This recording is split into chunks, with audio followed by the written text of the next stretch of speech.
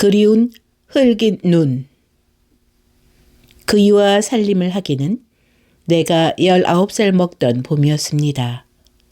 시방은 이래로 30도 못된 년이 이런 소리를 한다고 웃지 말아요. 기생이란 20살이 환갑이라니 30이면 이를테면 100세 상수한 할미쟁이가 아니야요. 그때는 괜찮았답니다. 이 푸르족족한 입술도 발그스름하였고 토실한 뺨볼이라든지 시방은 총률한 별명조차 듣지만은 오동통한 몸피라든지 살성도 희고 옷을 입으면 맵시도 나고 걸음걸이도 멋이 있었답니다. 소리도 그만저만이 하고 춤도 남의 흉내는 내었답니다. 화류계에서는 그래도 누구하고 이름이 있었는지라 호강도 우연만이 해보고 귀염도 남불자니 받았습니다. 망할 것, 우스워 죽겠네. 하자는 이야기는 아니하고 제 칭찬만 하고 앉았구먼. 어쨌든 나도 한 시절이 있은 것은 사실입니다. 해구멍이 막히지도 않아 유리집에서 인력거가 오고 가고만 보면 새로 2점 석점 전에는 집에 돌아온 적이 별로 없었습니다. 그나마 집에 와서 곧 자느냐 하면 그렇지도 않아 대개 집에 손님이 기다리고 있기도 하고 또는 손님과 같이 올 때가 많았습니다.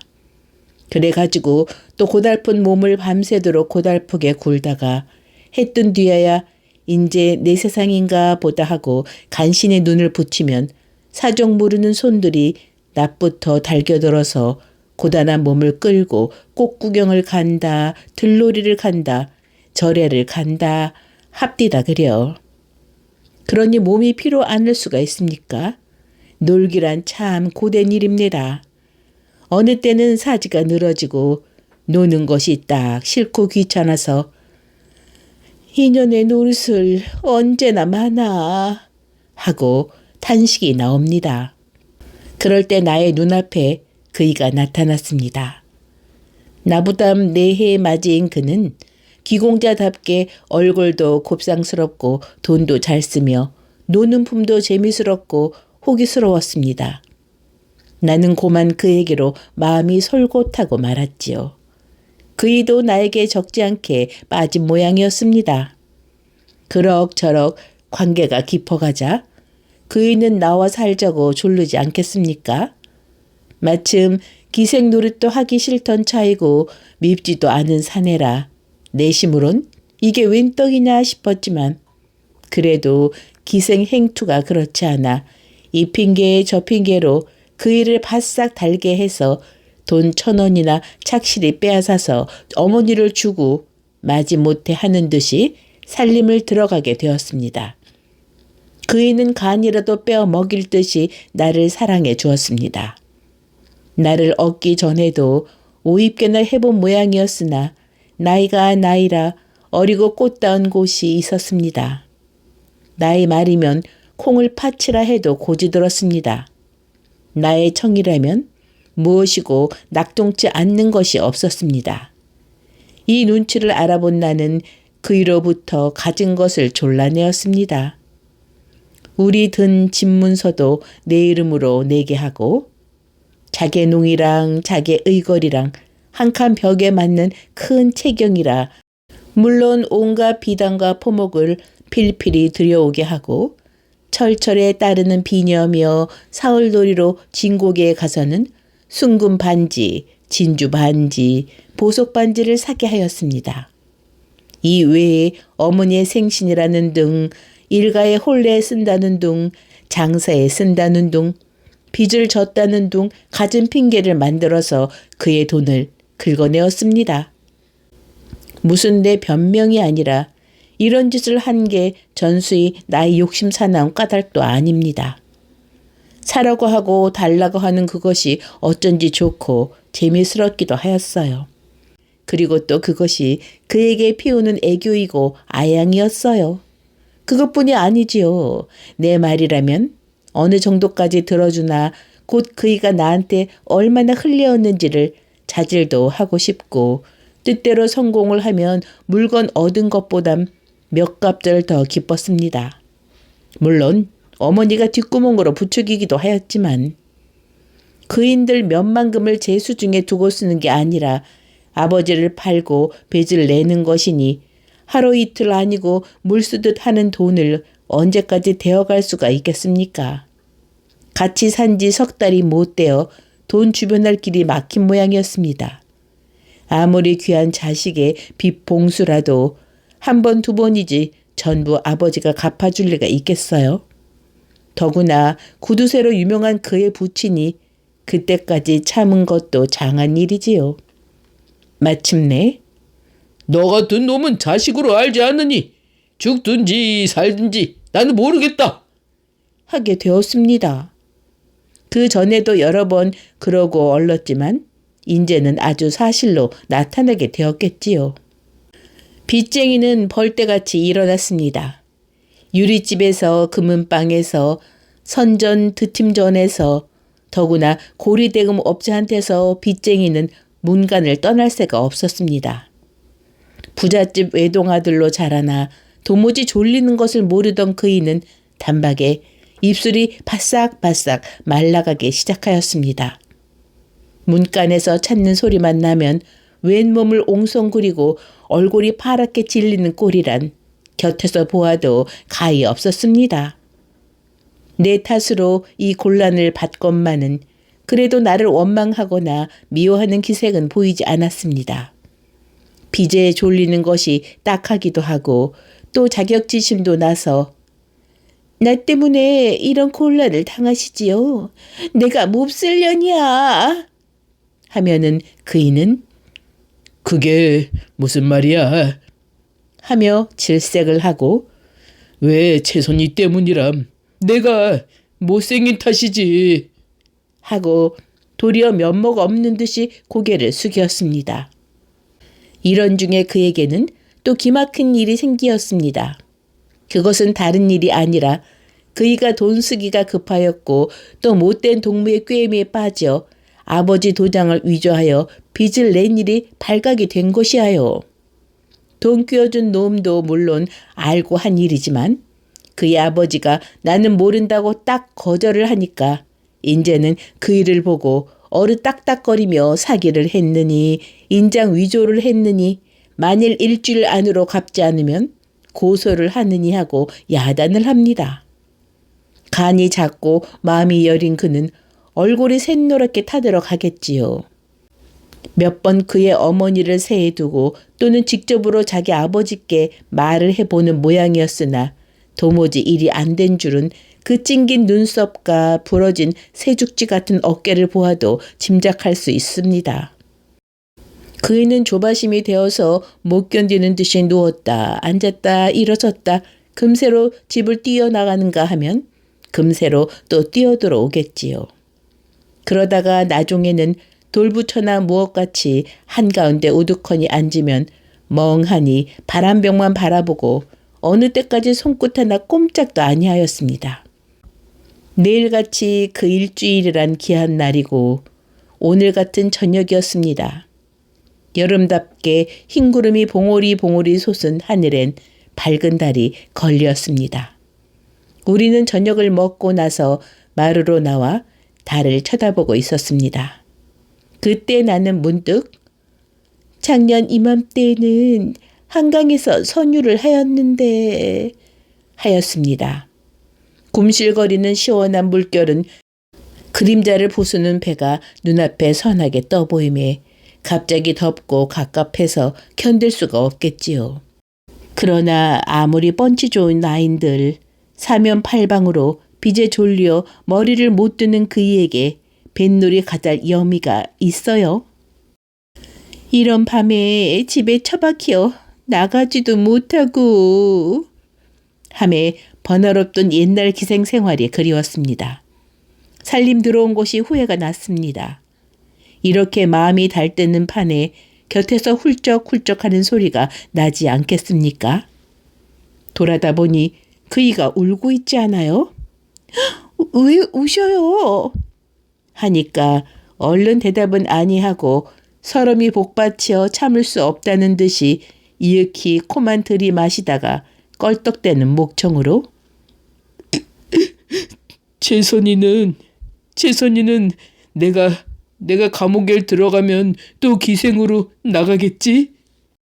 하고 눈물이 그렁거리는 눈을 나에게로 돌리겠지요.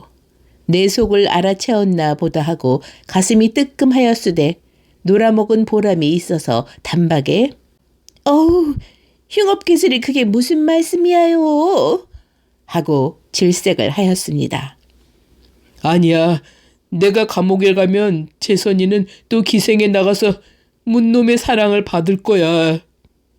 감옥에 간단 말이 조금 안 되었지만 속으로는 암 그렇지 하면서도 입 밖에 내어서는 그럴 리가 있겠어요. 설령 나으리가 감옥에 간다손 치더라도 내야 당신 사람이 아니야요. 왜 또 기생에 나가겠습니까? 댁에 가서 행랑방 구석으로 돌아다닐지라도 나으리에 나오시기만 기다리지요. 라고 꿀을 담아 붓는 듯한 마음에 없는 딴청을 부렸습니다. 이 말에 그이는 매우 감동된 모양이었습니다. 바싹 다가들며 그게 참말이야? 그럼 참말 아니고 그래, 내가 감옥엔 가도 수절을 하고 나를 기다리겠단 말이야? 그럼 수절하고 말고 천연덕스럽게 꼭 그리할 듯이 딱 끊어서 대답을 하였으되 속으로는 수절이란 말이 어째 춘향전이나 읽는 듯해서 웃었습니다. 만일 내가 감옥에 아니 가고 죽는다면? 하고 그이는 나의 얼굴을 딱 노렸습니다. 그 시선에 전혀 없이 날카로워서 슬쩍 외면을 하면서도 따라 죽지 하고서 청승맞게 너 죽고 나 살면 연료되나 한강수 깊은 물에 빠져나 죽지 하는 노래를 읊었습니다. 나도 죽일년이지요. 그 소리를 들으며 그이는 또 얼빠진 듯이 우두커니 앉았다가 무슨 단단한 결심을 한 것 같이 벌떡 일어서며 채선이 내 할 말이 있으니 방으로 들어가자. 나는 흥도 안고 끼고 하려나 보다 하였습니다. 그이는 아직도 숙기가 남아있어 남 보는데 아니 남이 볼만한 데에서는 나의 손목 한번 시원스럽게 못 쥐고 그리하고 싶을 땐 꼭 방으로 끌고 들어갔습니다. 더구나 요사이 와서 몹시 근심을 한 뒤라든지 또는 비가 난 뒤라든지 반드시 나를 쓰다듬고 어루만지기를 잊지 않았습니다. 이런 짐작을 한 나는 조금 앙탈도 하고 싶었으나 그의 운 것이 가엾어서 말대로 방에 들어갔습니다. 방에 들어온 그는 방문을 모두 안으로 닫아 걸었겠지요. 내 짐작이 틀리지 않구나 하면서도 이 6월 염천에 방문을 왜 닫아요? 아우, 남 더워 죽겠는데. 라고 까짜를 올렸건만 그 말에는 아무 대답이 없고 제 할 일을 다 해버립디다. 전 같으면 부끄러운 듯이 눈을 찡긋하기도 하고 손짓으로 말 말라고도 하였으련만 나는 벌써 내 입술에 닿는 그의 입술, 나의 젖가슴으로 허리를 도는 그의 팔을 기다렸건만 그이는 이상스럽게 엄연한 얼굴로 마주 앉아 있을 뿐입니다. 얼마 만에 그이는 가라앉은 목소리로 채선이 내나 이 세상에 덕후차에 산다 한들 또 무슨 닭을 보겠니? 차라리 고만 죽어버린 게 어떠냐? 하겠지요. 미쳤나? 죽기는 왜 죽어? 하면서도 그래요. 그만 죽어버려요. 라고 쉽사리 찬성을 하였습니다. 그래, 나하고 같이 죽을 테냐? 나으리하고 죽는다면 죽는 것도 꿀이지요. 내야말로 나하고 같이 죽는다면 한이 없겠다. 하는 그이의 소리는 떨렸습니다. 나도 일부러 목이 메이며 내야말로 나으리하고 죽으면 한이 없어요. 말만 들어도 고맙다만 정말 나하고 죽을 테냐? 원 다짐도 하이. 죽는다면 죽는 게지. 그렇게 내가 못 믿었단 말이야요. 하고 가장 남의 속을 못도 알아준다는 듯이 새파랗게 성을 내었습니다. 그리하는 것이 어째 심파연극을 하는 듯 싶어 재미스러웠어요. 설마 죽을 리는 만무하고 이왕이면 이대도록 너한테 정이 깊다는 걸 표시함도 좋았어요.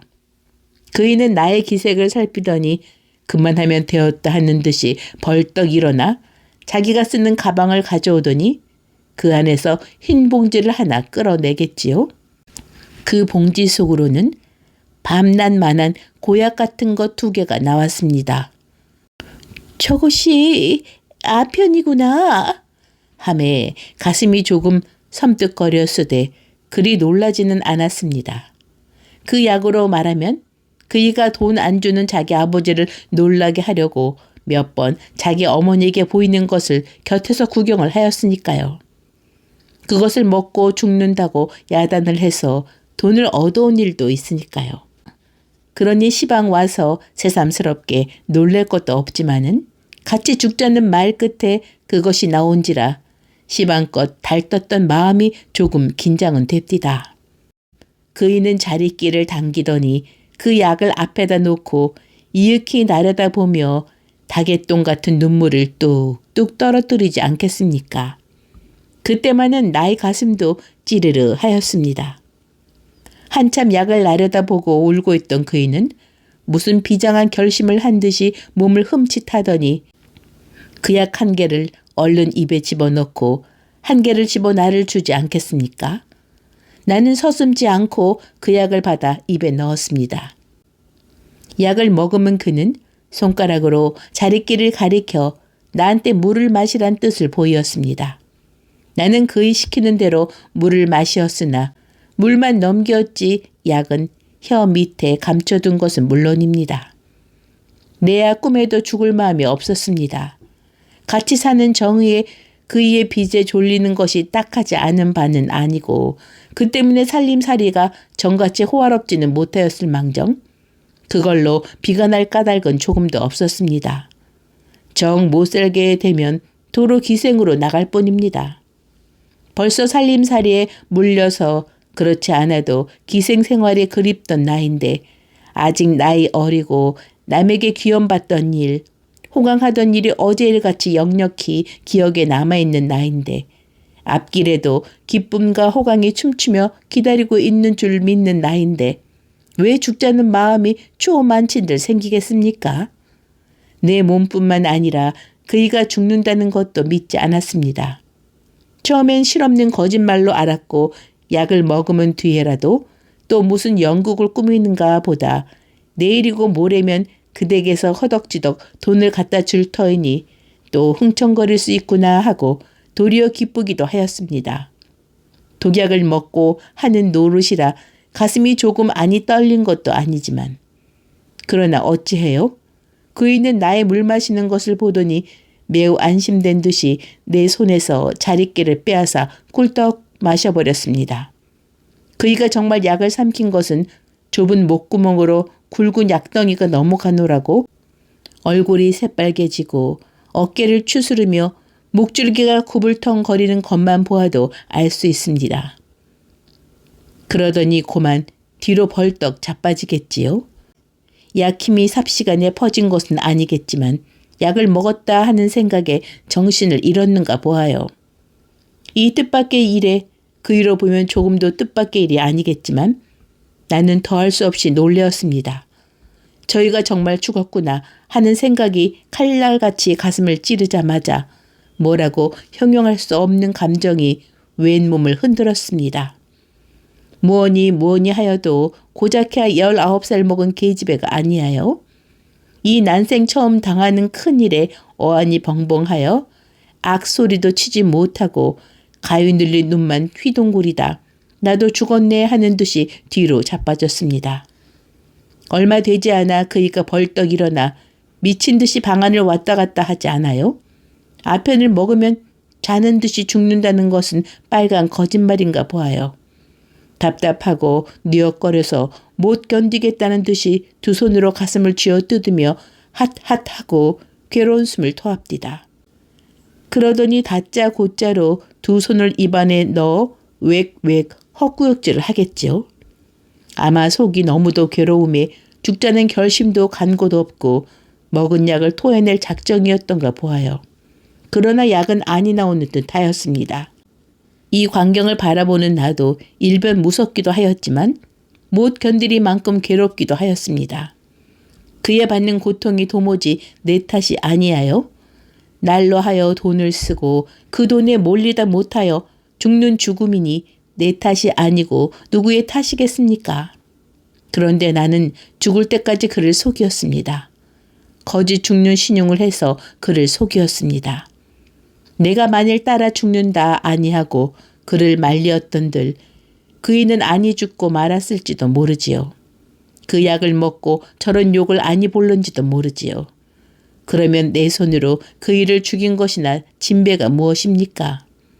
그때야 물론 이렇게 사리를 쪼개서 생각은 안 했지만은 차마 그이의 괴로워하는 꼴을 볼 수는 없었습니다. 나는 진저리를 치고 눈을 딱 감았습니다. 그때입니다. 무엇이 나의 어깨를 흔들지 않아요? 번쩍 눈을 떠보니까 그이가 걷어쳐 올라가는 개게 풀린 눈으로 내 옆에 앉아서 나를 나려다보고 있겠지요. 나는 소름이 쭉 끼치어 흠칫하고 몸을 소스라쳐 일으켰습니다. 나의 일어나는 것을 보고 그이도 따라 일어서며 용서해 달라는 표정으로 괴롭지. 공연이 나 때문에. 라고 더듬거리고는 눈에 눈물이 핑 도는 듯 하였습니다. 그 소리는 어쩐지 무서움에 떠는 나의 창자 속까지 스며들어가는 듯 하였습니다. 나의 눈에도 뜨거운 눈물이 쏟아졌습니다. 그러자 그이는 바짝 다가들며 한 손으로 내 목덜미를 안고 또 한 손일랑 나의 입에 들이대입디다. 죽어가는 그이, 아니 벌써 송장이나 진배 없는 그의 손이 나에게 닿았건만 나는 조금도 전같이 두렵고 무서운 증이 들지 않았습니다. 베아타라, 베아타, 어서 베아타! 하고 그이는 손가락을 내 입안으로 끼역끼역 들이밀겠지요.